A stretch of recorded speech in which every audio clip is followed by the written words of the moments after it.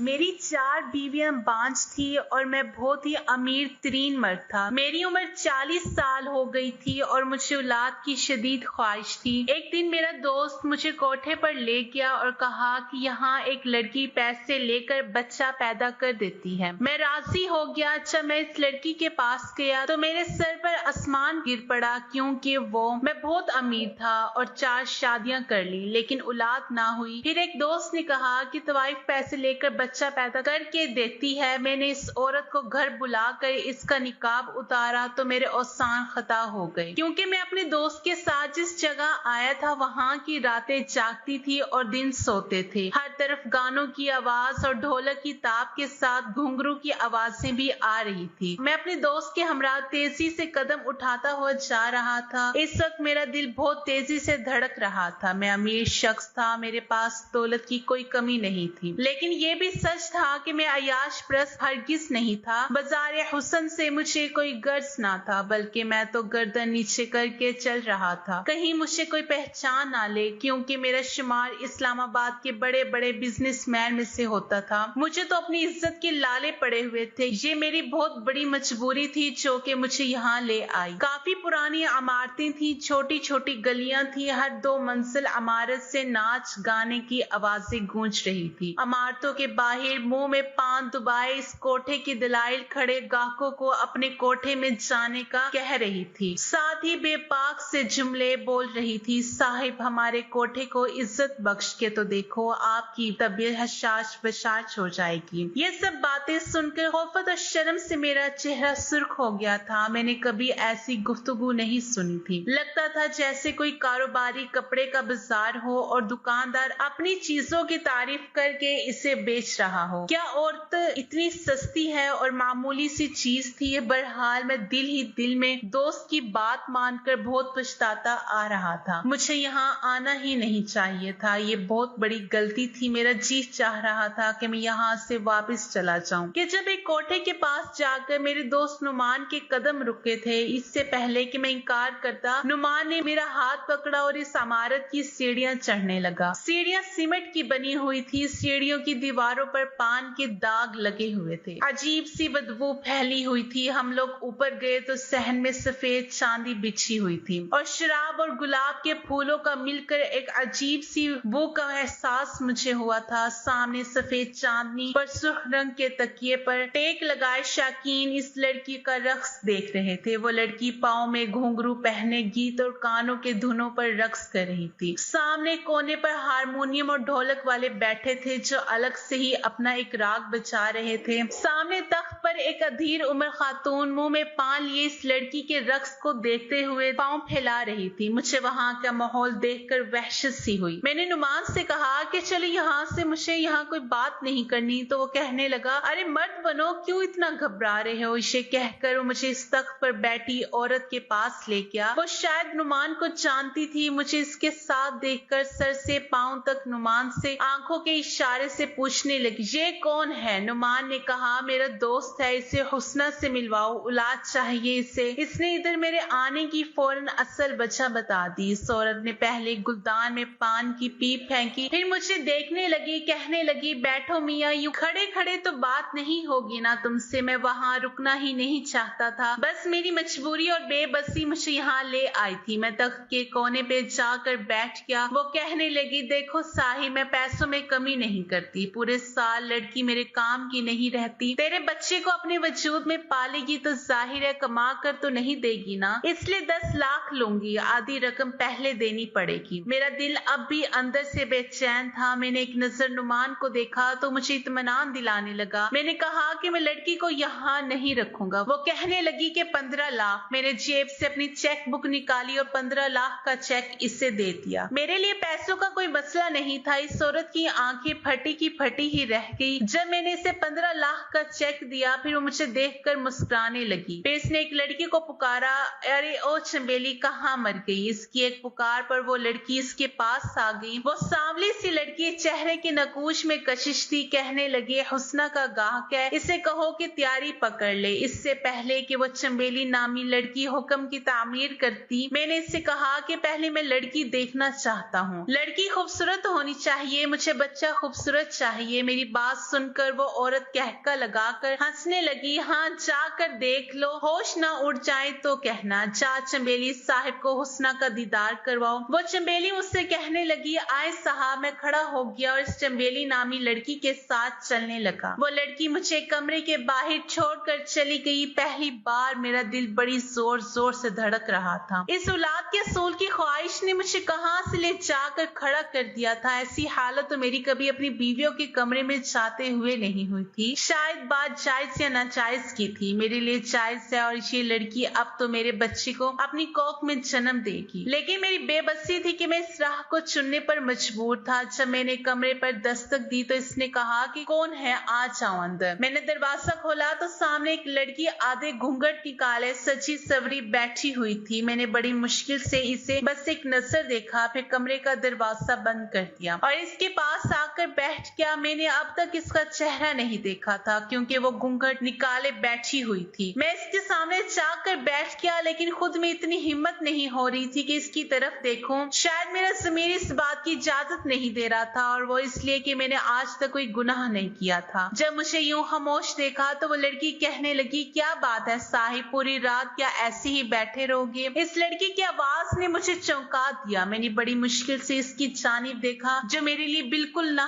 महरम थी। देखिए, मैं इसकी कीमत दे चुका था। मैंने बामुश्किल ही अपने हाथों से इसका घूंघट उठाया और जैसे ही इसके चेहरे की तरफ देखा तो मेरे होश उड़ गए थे। वो तो मैं एक दौलतमंद अमीर कबीर शख्स था, बाप दादा की करोड़ों की जायदाद का अकलौता वारिस। मेरी बदकिस्मती ये थी कि मैं बे औलाद था। मैं खानदानी रईस था। मेरी पहली शादी मेरे वालिदैन की पसंद से हुई थी। मेरी बीवी मेरी फुफोजात थी। उम्र में मुझसे 7 साल बड़ी थी, लेकिन इखलाक की बहुत अच्छी थी। मेरी शादी को 10 साल हो गए, लेकिन औलाद ना हुई। दुनिया जहां से मैंने आमना की इलाज करवाया, मगर वो मुझे औलाद ना दे सकी। मैंने अपने भी सारे टेस्ट करवाए, कहीं मुझ में कोई कमी ना हो, लेकिन मेरी बीवी बांझ थी। 10 साल का अरसा गुजरने के बाद मैंने आमना से कहा कि मुझे दूसरी शादी करनी है क्योंकि मुझे औलाद चाहिए। मेरी बात सुनकर चंद दिन तो बहुत रही, फिर इसने मुझे दूसरी शादी की इजाजत दे दी। लेकिन फिर तो जैसे वक्त ऐसे ही गुजरने लगा जैसे 5-5 साल में मैंने अपनी 4 बीवियों के साथ गुजारा, लेकिन मुझे औलाद ना हुई। 25 साल मेरी शादीशुदा जिंदगी के गुजारे थे। मेरी उम्र अब 40 साल की हो गई थी। मैं अपनी बीवियों का इलाज करवा करवा के थक चुका था। न जाने मसला क्या था। हर बार मेरी रिपोर्ट ठीक आती, बस बीवियां ये सलाहियत नहीं रखती थी। कभी कभी मेरी अकल इस बात को तस्लीम ही नहीं कर पाती थी। मसला एक बीवी में होता है तो समझ में आती, चारों बीवियों में एक ही मसला था। बहरहाल मैं 5वीं शादी नहीं कर सकता था, इसलिए मुझे अपनी एक बीवी को छोड़ना था। लेकिन मेरी सारी बीवियां ही नेक और बहुत अच्छे अखलाक की मालिक थी। मैं कैसे इनमें से किसी एक के साथ ज्यादती करता, लेकिन उम्र के जिस हिस्से में मैं पहुंच चुका था, आगे बुढ़ापा ही बुढ़ापा था। इसलिए अब तो मुझे औलाद जल्द अज जल्द चाहिए। मैंने इसी सिलसिले में जब नुमान से बात की तो इसने मुझे ये रास्ता बता दिया जो सरासर गुनाह का था। पहले तो मैंने फौरन से इनकार कर दिया। मैंने कहा कि मैं खानदानी शरीफ इंसान हूँ, एक तवाइफ से क्यों औलाद पैदा करूंगा। वो कहने लगा कि फिर एक बीवी को तलाक दे दो, तुम्हारी पहली बीवी भी अब बीमार रहने लगी है। नुमान की बात सुनकर मैंने कहा कि इस वक्त ही तो इससे मेरी सबसे ज्यादा जरूरत है, मैं इसे क्यों छोड़ दूं। वो मुझसे कहने लगा कि फिर अपनी उम्र देख लो, बुढ़ापे में तुम कदम रख चुके हो, बस वक्त गुजरने के साथ साथ औलाद होने के चांसेस भी कम हो जाएंगे। बात तो नुमान की ठीक थी, मुझे औलाद चाहिए थी। नुमान कहने लगा कि जो मैं बता रहा हूँ इससे तुझे बच्चा भी हो जाएगा और तुम्हें 5वीं शादी भी नहीं करनी पड़ेगी। फिर तुम दुनिया को कह देना कि 4 बीवियों में से किसी एक से बच्चा हुआ है, किसी को कुछ भी खबर नहीं होगी। मैं काफी दिन तक इसी बात पर सोचता रहा। औलाद का असूल इस वक्त मेरे लिए बहुत जरूरी था, वरना मेरा नाम लेने वाला भी कोई ना होता। पहले तो मेरा जी चाहा कि मैं अपनी बीवियों से मशवरा करता हूँ, लेकिन जाहिर है मुझे कभी भी ऐसा मशवरा नहीं देगी। मैं बेहद परेशान था। इन्हीं दिनों में अपनी औलाद के असूल के लिए भी परेशान था, और दूसरी तरफ मेरी पहली बीवी पहले से भी ज्यादा बीमार रहने लगी थी। मैंने अपनी बाकी बीवियों से इजाजत ली और ज्यादा वक्त पहली बीवी को ही देने लगा। खुद से 3 सौतने इसने बर्दाश्त की थी, लेकिन मेरी बीवी में ये बात थी कि लड़ाई झगड़ा बिल्कुल नहीं था। आपस आपस में मिलजुल कर रहती थी। फिर मैंने शादी के मामले में अब तक कम उम्र लड़की का इंतखाब नहीं किया था। मेरी बाकी तीनों बीवियां भी अच्छी उम्र की थी, कोई यतीम, कोई तो बेसहारा। मैंने शादी ऐसी ही लड़कियों से की थी ताकि इन्हें सहारा भी मिल जाए और मुझे औलाद। लेकिन किस्मत का अजीब ही खेल था कि चारों ही बीवियों में मसला था, लेकिन मुझ में नहीं। मैं बेहद परेशान था। मैं किसी भी बीवी को छोड़ना नहीं चाहता था, लेकिन जो नुमान ने रास्ता बता दिया, इससे भी मेरा दिल नहीं मान रहा था। लेकिन बहुत सोच विचार के बाद मैंने आखिरकार इस फैसले पर पहुंच ही गया कि नुमान की बात मान लूं, इसमें कोई हर्ज नहीं। इसलिए इसके साथ कोठे पर आ गया। लेकिन जब मैंने इस लड़की को देखा तो मेरे होश उड़ गए थे। इसे देखते ही मैं कमरे से बाहर निकल गया, फिर इस कोठे पर नहीं रुका। नुमान ने मुझे पुकारा और पुकारता रह गया, पूछता रहा कि अली तुम्हें क्या हो गया है, लेकिन मैंने कोई जवाब नहीं दिया। तेज कदमों से इस बाज़ारे हुस्न से निकलकर अपनी गाड़ी में बैठ गया। मैंने नुमान के आने का इंतजार नहीं किया था। ड्राइवर से कहा कि घर चलो। पूरा रास्ता मैं बेचैनी से काटता गया। एक पल मुझे चैन नहीं आ रहा था। घर आकर मेरी बेचैनी बददस्तूर कायम थी। मैं आज किसी भी बीवी के कमरे में नहीं जा पाया था। ड्राइंग रूम में बैठा सिगरेट पीता रहा।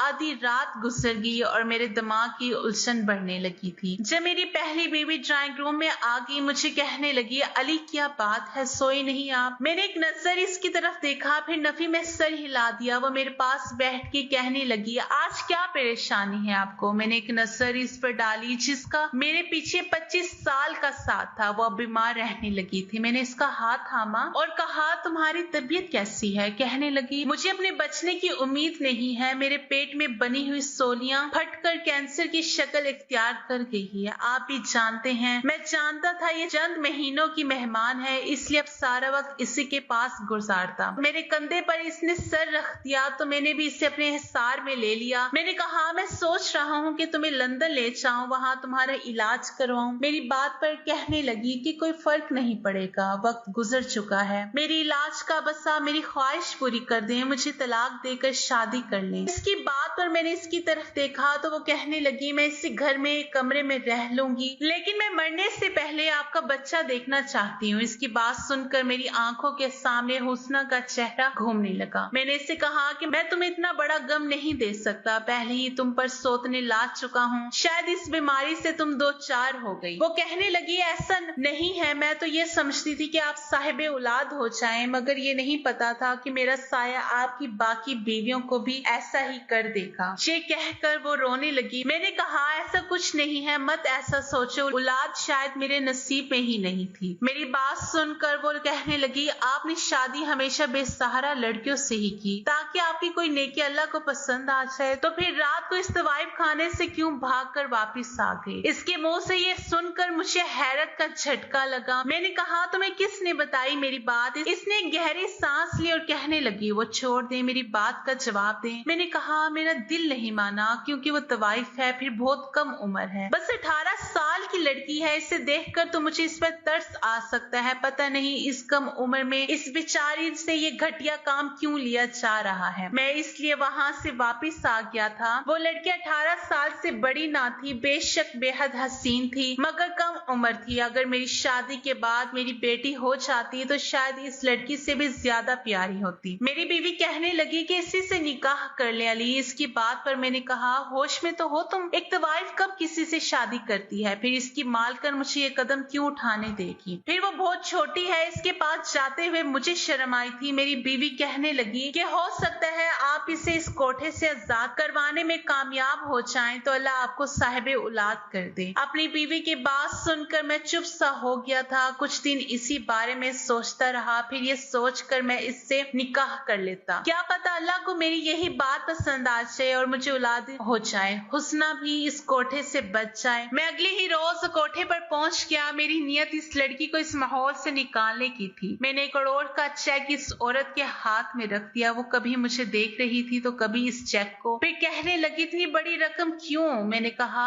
कि मुझे हुस्ना से निकाह करना है और इसके बाद इसका इस कोठे पर कोई ताल्लुक नहीं। वो लालची औरत थी, इसलिए फौरन मान गई। मैंने पहली बीवी को इसकी ख्वाहिश के मुताबिक तलाक दे दी। वो मेरे ही घर में कोने में एक कमरे में रहती थी। मैं इसके सामने तो नहीं जाता था, लेकिन इसकी हर चीज का ख्याल रखने की कोशिश पूरी करता था। मैंने चंद लोगों की मौजूदगी में हुस्ना से निकाह कर लिया और इसे अपने साथ अपने घर ले आया। वो फटी फटी आंखों से मेरा महल नुमा घर देख रही थी। अली साहिब, ये सब तुम्हारा है? तुम तो बहुत अमीर हो, मेरे साथ साथ तो बहुत कुछ खरीद कर रखा है। मैं उम्र में इससे बहुत ज्यादा बड़ा था। इसका लहजा सुनकर मुझे बुरा सा लगा था, क्योंकि मैं इसका गाहक नहीं बल्कि शोहर था। मैंने अपनी तीनों बीवियों से हुस्ना का तारुफ करवाया, फिर इससे अपनी पहली बीवी से मिलवाया। आखिर मैंने अपने तीसरे नंबर की बीवी से कहा कि वह इससे मेरे कमरे में छोड़ आए। वो कमरे में छोड़ आई। मैं ड्राइंग रूम में सिगरेट पी रहा था। न जाने क्यों कमरे में जाने की मेरी हिम्मत नहीं हो रही थी। मेरी पहली तीनों बीवियां बाकिरदार नेक सीरत की मालिक थी और ये लड़की इसकी जिंदगी में आने वाला मैं पहला मर्द ना था। हमदर्दी अपनी जगह, लेकिन एक बीवी के रूप में कबूल करना आसान काम नहीं था। लेकिन औलाद की खातिर मैं ये कड़वा घूंट भी पीने को तैयार था। मैंने सोचा शायद अल्लाह को मेरी ये नेकी पसंद आ जाए। मैं अपनी हिम्मतों को जमा करके कमरे में गया। इस वक्त तक हुस्ना सो चुकी थी। वो बहुत ही कम उम्र थी। बेशक मैंने 4 शादियां की, लेकिन इतनी छोटी और कम उम्र लड़कियां इनमें से कोई भी नहीं थी। मैंने फिर इसे भी सोने दिया और खुद भी सो गया। सुबह जब मेरी आंख खुली तो हुस्ना मुझे बड़ी हैरत से देख रही थी। मैंने रात से कुछ नहीं कहा था, शायद इसलिए मुझे यूं हैरत से देख रही थी। मैंने उठकर इससे कहा कि वो नाश्ता कर ले, रात में इसने कुछ ठीक से नहीं खाया। ये कह के मैं कमरे से बाहर निकल गया। कुछ देर बाद हुस्ना भी बाहर आ गई। मेरी बाकी बीवियों के साथ नाश्ता किया। मेरी आदत थी कि मैं बारी बारी सब बीवियों को अपने हाथ से एक एक निवाला जरूर खिलाता था। चारों बीवियों के साथ मैंने आज तक इंसाफ वाला मामला ही रखा था। चंद दिनों में मैंने हुस्ना से किसी किस्म का कोई रिश्ता कायम नहीं किया। हाँ, इससे अच्छे से बातचीत जरूर की थी। चंद दिन ही गुजरे थे कि मुझसे कहने लगी, साहिब मुझे ये बताएं कि आपने इतने पैसे देकर मुझे खरीदा क्या? मैं इसके मुंह से ये बात सुनकर हैरान हो गया था। मैंने कहा, ये बात क्यों की तुमने? मैंने तुम्हें खरीदा नहीं है बल्कि तुमसे निकाह किया है। मुझे इसकी ये बात बुरी लगी थी तो कहने लगी, मैं जानती हूँ निकाह से पहले 1 करोड़ की रकम आपने अदा की है। मुझे तो लगा था कि आप एक रात भी सब्र नहीं करेंगे, मुझसे अपने पैसे वसूल करने की कोशिश करेंगे, लेकिन आप तो।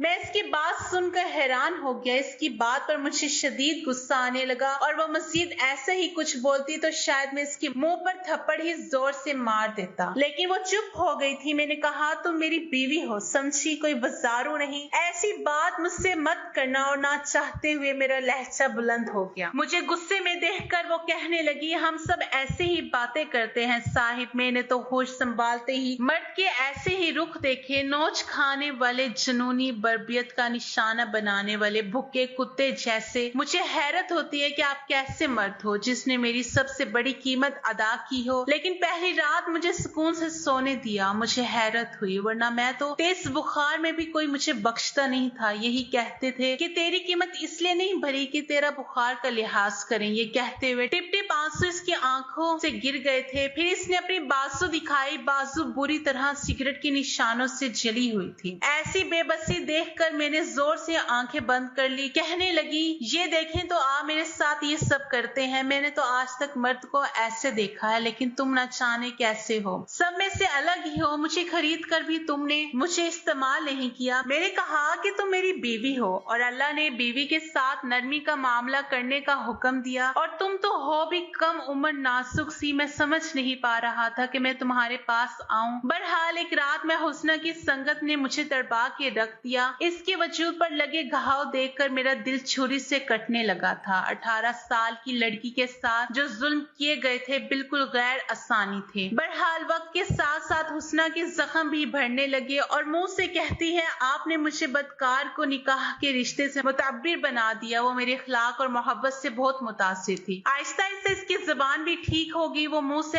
अदब से बात करने लगी। मेरी शादी के चंद महीने बाद ही मुझे वो खुशखबरी मिल गई जिसकी मैंने बहुत दुआएं की थी। हुस्ना उम्मीद से थी और मुझे तो अपने कानों पे यकीन नहीं आ रहा था। मैं अपने रब के हजूर सजदे में रो रो कर शुक्र अदा करने लगा। 9 महीने तक मैंने हुस्ना का बहुत ख्याल रखा, बल्कि इसे बिस्तर से पांव तक नीचे नहीं उतरने दिया। लेकिन जब डिलीवरी का वक्त करीब आया तो मैं लेबर रूम के बाहर बहुत ही बेचैनी से चक्कर काट रहा था। जब लेडी डॉक्टर आई और बेहद परेशान थी। मुझसे कहने लगी कि आपकी बीवी की हालत ठीक नहीं है, या तो हम माँ को बचा सकते हैं या फिर बच्चे को। ये सुनकर तो मेरे होश ही उड़ गए थे। मुझे इतने अरसे बाद औलाद की खुशी मिल रही थी, लेकिन मेरे सामने एक आजमाइश खड़ी थी। इस वक्त मेरी हालत क्या थी और क्या हो सकती थी, ये वही शख्स जान सकता था जिस पर यह सब बीता हुआ था। मैंने अपनी आंखें बंद कर ली। मैंने कहा, आप माँ को बचा लें, बच्चे का अल्लाह मालिक है। वो लेडी डॉक्टर अंदर चली गई और मेरी आंखों से आंसू बहने लगे थे। बेशक मेरी पहले से 3 बीवियां और भी थी, लेकिन मैं अपनी ख्वाहिश की खातिर किसी की जान लेने का सोच भी नहीं सकता था। मेरे आंसू मेरे बस में नहीं थे, इसलिए बहने लगे। कुछ ही देर बाद लेडी डॉक्टर बाहर आई। मैंने उससे पूछा, मेरी बीवी कैसी है? तो वो कहने लगी कि माँ और बेटा दोनों ही खतरे से बाहर हैं। यह सुनकर तो हैरत का झटका लगा था। मैं बहुत खुश हुआ था। जब नर्स ने मेरे कांपते हाथों में मेरे बेटे को डाला तो इसे सीने से लगाकर मैं फूट फूट कर रोने लगा। मेरे रब ने मुझे मेरे सब्र का बेहतरीन इनाम दिया था। बेशक वो अपने